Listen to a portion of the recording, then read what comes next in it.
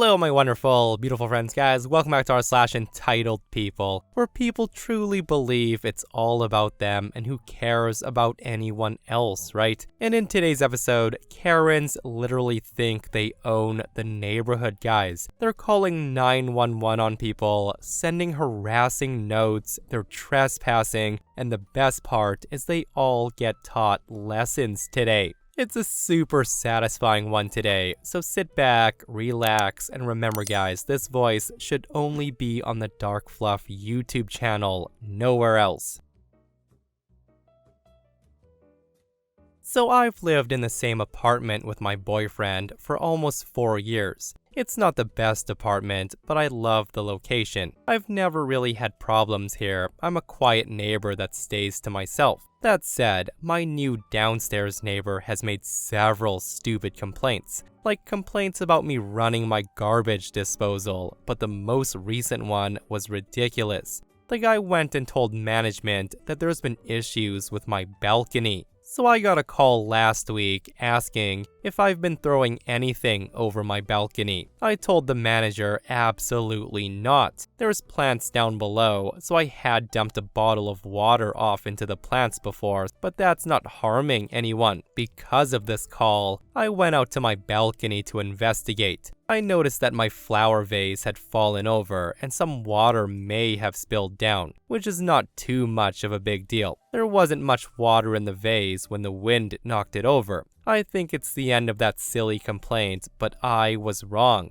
The weekend passes and I get a nasty note on my door. Along with the note was a notice that said, pet violation for not picking up after my dog, and it's a $50 fine. It's stating that I'm at risk of getting my lease terminated because of my violations. Now the only problem is I don't have a dog. So I emailed the property manager and I said I don't have a dog, therefore I'm not paying this fine. She then sends back a ridiculous email stating that she's received several complaints. I only have one downstairs neighbor, so I ask about what? She says about urine coming from my balcony, so she assumed that I was letting my dog that I don't have pee on the balcony. And then she says, since I don't have a dog, that must mean me or my boyfriend are peeing on our balcony, and that I'm still in violation of my lease. It was comical at this point. My boyfriend and I have never done this. We've never had any complaints in our 4 years of living here. It just so happens, as soon as I get a new downstairs neighbor, the complaints came rolling in. And here's where I get back at them. I work night shift, so I don't go to bed until around 6 a.m. Every morning around 6, I hear my new neighbor leaving for work. My boyfriend and I decide to incorporate a new 2 a.m. workout when I get home from work, consisting of jumping jacks, running in place, all sorts of fun stuff, just for my lovely neighbor downstairs. I've informed the leasing office that I won't be renewing my upcoming lease. The next 3 months for my new neighbor is going to be hell. I hope he enjoys it. Yeah, that is one way to deal with a nasty neighbor like that. Like, it just sucks that after living there for 4 years, OP now has to move because of one entitled lying neighbor. Like, what was his problem, right? And this person says, you should have your man pee in a water bottle and then pour it over the balcony. Let the lie become their reality. This next OP tells a story about the time they defeated a power-tripping neighbor. So this is a bit of a long one, but I think it's best to give the backstory. So I finally moved into my own place around 7 months ago, and I was so happy. All of my weekends spent working and sleeping in my mom's dining room had paid off. The lady who owned the house before me was older, and she was moving into assisted living. Meeting her, when I originally viewed the house, I can guess she was pretty quiet and passive. The first night I move in, there's nothing in the house but boxes, me, and my pup. All's going well until it gets to bedtime and my dog can't settle in this new place. The neighbor's dog clearly didn't take well to my pup's cries, and so begins a barking war. The pair of them just bark and bark and bark until 1 a.m. Cue the crazy neighbor. The woman knocks on my door screaming at me saying, "Hey, your dog's barking." In my head, I'm thinking, yeah, so is yours. I'm new to the area, so I just apologize and I get back to trying to comfort my dog. The morning after, I knock on next door and I apologize again for the noise the night before. The lady gives me nothing but grief, but I brush it off. That day, I do nothing but play with my pup and I get him comfortable in his new place. Now, this in itself isn't crazy, but man, this lady's persistent. A few days later, I'm in my garden and she comes to ask why my mother had bought me a house in this area. I explained to her it's my place, that I bought it and I chose this area. She again tells me that I'm so young that I would never get a mortgage. Not that she knows anything about me.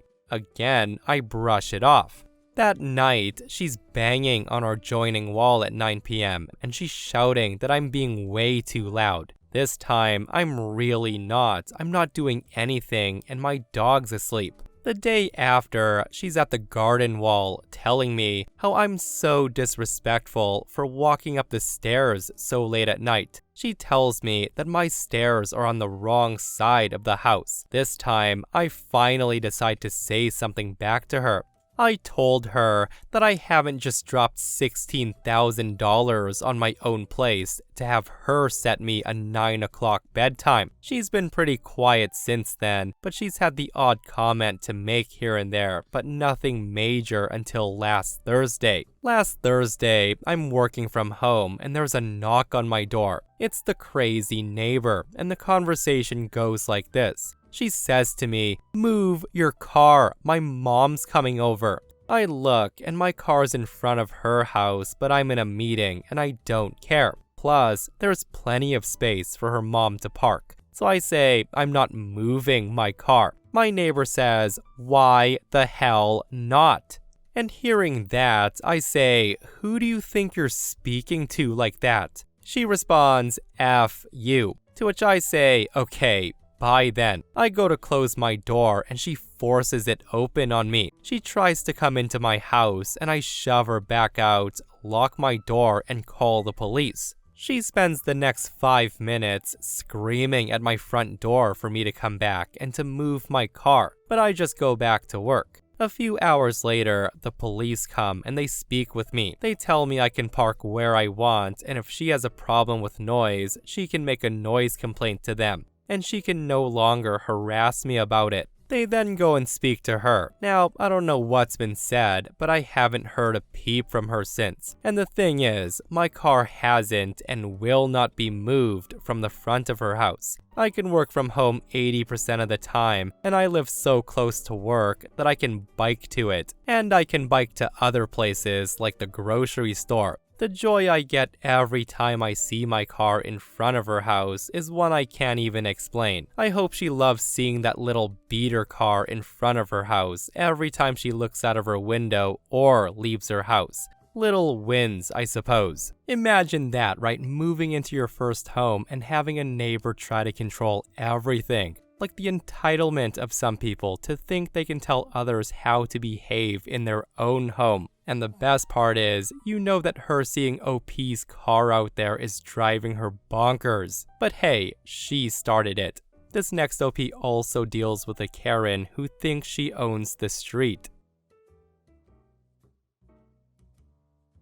So I live in a suburban area of a fairly large city. I'm renting a basement suite with a friend. I moved into this spot recently, and I would say I'm a pretty chill person to live around. I work full-time, go to classes, so I'm rarely home, so basically never disruptive.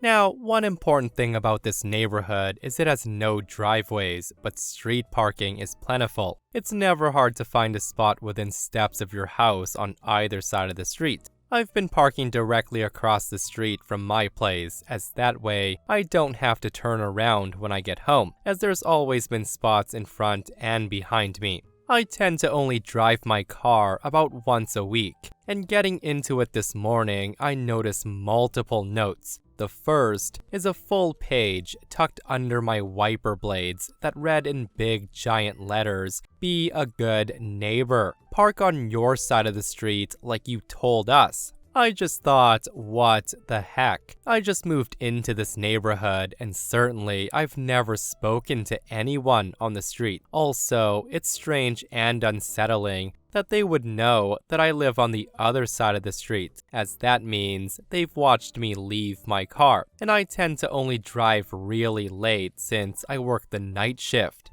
Since apparently I didn't respond quickly enough to their first note, they then left a second and then a series of question mark post-its on my windshield. I just think, whatever, probably an over-controlling old person. It's no biggie for me to turn around and park on the other side. So I park on the quote, correct side of the street, wanting to avoid confrontation until the other night. I had gotten off late from work and I'm pulling into my street. I park and hop out of my car before I totally register that I didn't turn around. At this point, it's 1:30 in the morning and I'm like, whatever, I'm sure it won't affect anyone. Wrong. The next morning, there was an even more passive-aggressive sticky note on my windshield, calling me inconsiderate and disrespectful. And I thought, cool, I can do that. I have a membership to a car-sharing service in my city. How it works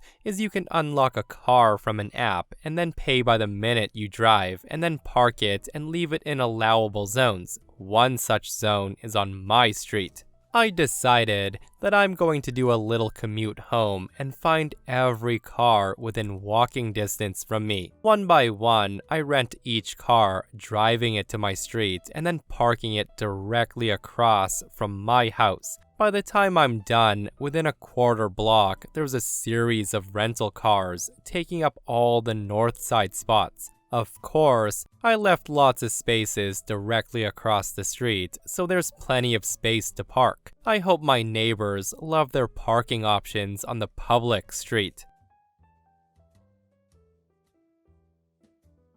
Okay, so my neighbors to my left have been hellish old crazies since I moved here 5 years ago. We were cordial up until last summer when the 70 to 75-year-old husband gave my partner the middle finger for the second time because his friend had parked in front of the guy's house for 24 hours to go on a bachelor trip. And I want to note, even with our friend parked there, both the husband and wife neighbors could also park their large truck and Jeep. So there's tons of room, especially since the house on the other side of them doesn't have cars, so they can park in front of her place too. But whatever, keep the peace and all. So we don't park in front of their house if we can help it, just because they're not worth our time. But I knew I was done pretending to be nice. Yesterday, I heard a knock on our door at 8 in the morning, but it was my day off, so I kept sleeping. Later, when my partner left, the neighbor approaches him and he said, "Yeah, we called the cops on you because you guys keep parking too close to our car. He was gonna ticket you, but I said I'd talk to you first." My partner, always one to avoid drama, just shrugged and he went to therapy. When he told me 4 hours later when he got home, I was skeptical because 1,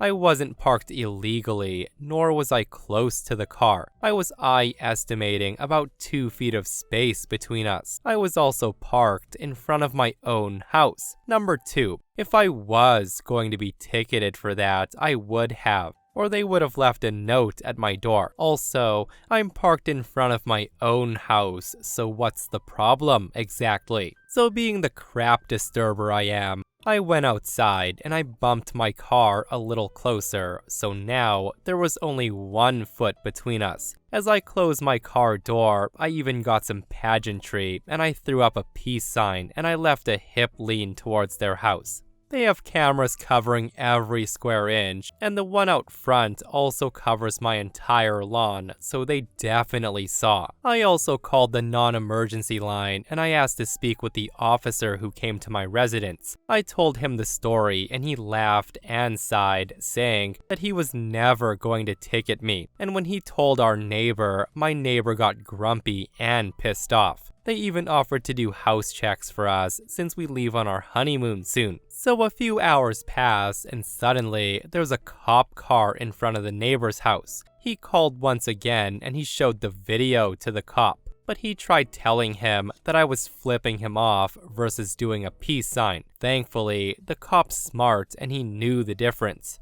The cop then comes to our house and I let him in. I told him about the numerous threats, the fear-mongering, and how he acted so disrespectfully and immature to us that I was done pandering to these old people. Our neighbor to the right has also had issues with them, more radically, as our a-hole neighbor is racist and they're brown, so we're on the same page.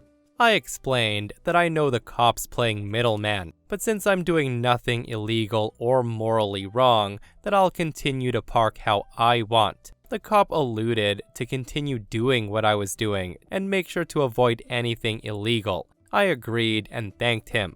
And I know that this is the start, I bet, but I'm just gonna keep parking 1 foot from their Jeeps behind in front of my house and let him raise his blood pressure. It can't be good for his health in the long term. Also, if cops keep being called on me for legal doings, I will stop opening the door and I'll be sure to file a harassment and restraining order against him. The cops know these people too well since they call many times for other nonsense, and our neighbor to the right had to call them on other neighbors because they were threatening them and their kids. Not all neighbors are like this, right? We plan to move in 1 to 2 years anyways, but I work from home and I take joy in stirring pots, as you see. In my opinion, and I honestly don't know if cops can do this or not, but they really should stop entertaining these neighbors and just telling them bluntly, hey, there's nothing illegal happening here, so stop wasting our time. That said, I really hope OP's taken precautions to protect themselves because this is quite the war, and people this unhinged often have no boundaries anymore. This next OP gets a nasty neighbor evicted, guys. So about 20 years ago, I was living in a 2-story apartment building, and I had the neighbor from hell move in. She was a single mother with 2 teenage boys. I'd had a few incidents over the time she lived there, but they were all just petty things. The final issue was the noise complaints. After school let out for the summer, she starts letting her kids stay up, and they played music and TV way too loud, late into the night. And since I needed to get up early in the day and she wasn't a pleasant person to talk to, I just reported her to the complex security for noise problems. And then I had a business trip come up that kept me out of town for over 3 weeks. When I got back, there was an eviction notice on my door for being non-responsive to noise complaints. So I gathered my papers from my expense forms and I went to the business office to see what's going on. The agent I spoke with told me that numerous noise complaints were made about me, and I'd responded to none of them.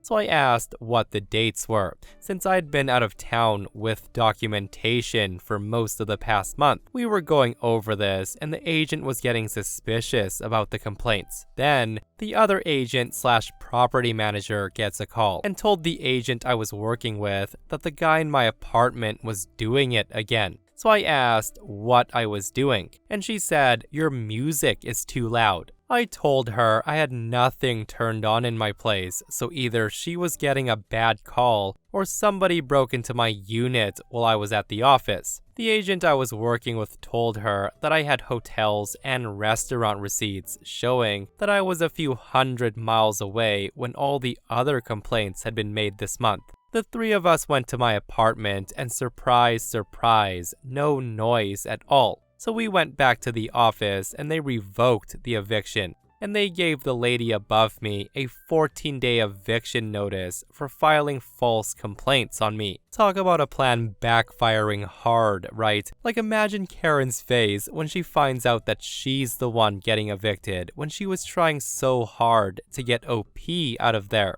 Play stupid games, win stupid prizes, is what they say. And this next idiot also keeps making false calls and he pays the ultimate price. My wife and I were shopping for a home in 2016 before things got too crazy, and we found a small place in a working-class neighborhood. We were working on getting the property approved for an FHA loan, and in the meantime, the seller allowed us to stay there so we could start fixing up the place. It was quite the fixer-upper, but we were young, and the prospect of sweat equity was exciting. We were surprised that the house was so inexpensive until we got to know our next-door neighbor. Devin was somewhat famous in the neighborhood for finding reasons to call the city over infractions. For example, the guy would go out at night and he would measure the distance that tires were from the curb. He filed noise complaints all the time, and he would intimidate folks on the street with threatening letters. Most memorably, Devin would actually regularly heckle the previous black tenants of the property from the safety of his elevated backyard, as it was on a bit of a hill. What made the property we were buying difficult to qualify for the FHA loan was that the detached garage in the backyard had a sloping roof. The structure was at least 70 years old and was in disrepair. The seller paid to have it torn down. However, this only revealed that one of the walls of the structure was the retaining wall for a huge section of Devin's backyard. The 8-foot retaining wall was in bad shape. It leaned towards my side by nearly 18 inches at the top from the bottom. The thing looked like it wouldn't take much to fall over and presented itself as a hazard. So with permission from the seller, I tore down the retaining wall with the intent of replacing it myself at my own cost. This opened us up to a barrage of creepy, threatening, cryptic letters from Devin. He was going to sue, and we had to have an engineer approve everything, etc., etc. What made it worse is he called the city almost every day on us. He insisted that we pay for everything, despite the fact that it was the roots on his side that were pushing it to my property. The code enforcement worker privately agreed with my assessment, but seemed cowed by Devin's daily calls. Anyways, I decided that I was done dealing with Devin. It was way too stressful, and I didn't even own the place. I was the buyer, and the loan wouldn't get approved anyway due to the issue. Neither seller nor Devin were willing to pay for a new wall, and I knew that anything I built wouldn't be good enough for Devin anyways. Before my wife and I gave up and moved out, I hacked a bit at the roots that were the last thing holding Devin's yard from falling 8 feet down. They were overhanging my side of the property after all, so I would have had to cut them down before building a replacement retaining wall. My guess is that Devin ends up losing about 1/4 of his backyard and his fence over the next couple of months due to erosion. When I started my sophomore year in college, which was well over 2 decades ago, the guy who moved into the dorm next to me was a stereotypical meat-headed jock who was kind of overweight. Turns out, he was a crappy neighbor. Now, 2 things about these dorms is 1, the walls were thin. Not only did I hear every decibel of his loud music and TV, but one night, he brought some girl home with him for some fun. The room on the other side of the wall from my bedroom was his bedroom. And for that encounter, I could see the wall bowing in and out. It still makes me shudder. Number 2, the room had drop ceilings, like offices with cubicles built by the lowest bidder, and this will come into play later. Anyway, a few days into the fall semester that year, I discover that this guy had a habit of blasting his TV full volume from 11 p.m. to 1 a.m. Since I had to be up before 7 a.m. 4 times a week, this was not okay by me. Despite my complaints to the RA, nothing happened. At first, I decided to counter this by putting a couple of large speakers against the bedroom wall and blasting songs every morning beginning at 6 a.m. Somehow, he never even confronted me or changed his TV habits. He just continued his late-night noise pollution. One afternoon, I decided to investigate what was above the drop ceiling in my bedroom. After moving a few tiles, I saw the coax cables for every dorm on this floor, and they were labeled with the room numbers on little tabs every 4 feet. And I'm thinking, jackpot. Also, I'd like to note that I had a part-time job at Radio Shack at this time, so I finagled a couple of tools, a coax cable stripper and a crimping tool. And I got a couple of cable connectors and a female-to-female adapter to connect two cables together. I then went home and cut the cable for my neighbor's room. I stripped each end and I crimped on new cable connectors, and then I connected these together. And then I wait until later that night. Like clockwork, the TV's on at full volume. I stood up on my bed and I slowly unscrew one of the connectors, just enough to cut off the signal to his room. The sound of loud static became the most satisfying thing I've ever heard. It was then followed by "what the F" on the other side of the wall, and then a lot of shouting, swearing, and banging on this innocent TV set. 30 seconds later, I screw the connector back in, and I hear, "It's about time, you piece of crap." 1 minute later, I unscrew it again. The shouting and banging continued, and I let it escalate for a couple of minutes, to the point where he was just bellowing in rage. He finally gave up and he shut the TV off. At 11:13 p.m., I screw the connector back in, and I finally got a good night's sleep. And for your information, this goes on for 4 more days. That's 5 altogether. On the 6th day, which also happened to be trash day, I walked outside to see the shattered remains of a 20-inch Emerson TV set sitting out in front of my neighbor's room. The plastic shell was deeply cracked in a few places, the glass tube was shattered, and even the power cord was yanked out and draped over the TV's lifeless husk. I just chuckled, and then I stood over the TV and I bowed my head in a moment of solemn reflection. Farewell, Emerson TV. You had to be sacrificed in the name of sanity, peace, and quiet. What a brilliant plan that was. And guys, I never thought I would say this, but I feel sad knowing that TV died an unnecessary death. That said, some people really need to respect others when it comes to loud noises. And here's to hoping he bought a much more expensive one to trash next, although OP never did say anything about it. And with that brings us to another end of our / entitled people, guys. I hope you enjoyed today's stories. If you did, hit that thumbs up. And if you're not subscribed, consider subscribing so you don't miss these crazy stories. And if you missed the last episode on the channel, it's an r/petty revenge episode, where Karens think they own the plane and they're getting taught lessons they won't forget. Guys, go check it out if you haven't. And myself and Stevie Boy will see you guys in the next one. We love you.